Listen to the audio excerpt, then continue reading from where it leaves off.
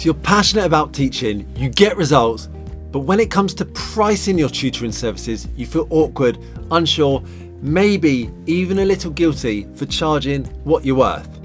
My name's Matt from Moxie Education, and I just want to explore this a little bit to help you get the pricing right so that you earn what you deserve, but also parents and students bite your hand off because they can't refuse your offer. So what if I told you that your pricing strategy could make the difference between being fully booked and being broke, or finally running a business that gives you freedom, consistency, and confidence? So many tutors simply scroll through local Facebook groups or tutoring sites. They look at what others are charging and they just pick something in the middle. Does that sound familiar? The problem with that method is you're not accounting for taxes, prep time, admin, or missed sessions. You're also stuck in an hourly mindset instead of offering real value. And lastly, it often leads to undercharging because maybe you're afraid of hearing no. Now this mindset leads to burnout and it's not going to offer a scalable business. So the biggest shift you can make as a tutor is this: just stop selling your time, start selling transformation. Parents and students don't want an hour of maths, they want higher grades, improved confidence, smoother exams, or maybe less stress at home. That's the transformation. So when you understand that, you start to realize that pricing isn't about being cheap, it's about being clear. And you're not actually charging for your physical presence there, you're charging for your impact. Now, how you deliver your sessions also affects how you price. So let's break this down. So one-to-one tutoring is great for personalized support, but it isn't scalable. There's only so many hours in a day. Small group tutoring allows you to increase your income without increasing your hours. So for example, if you had one student at £40 an hour, you would earn £40 an hour. If you had 4 students at £25 each per hour, your business earns £100 per hour.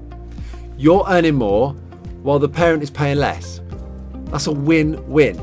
Plus, group tutoring offers other benefits such as building community, accountability, and quite often better engagement.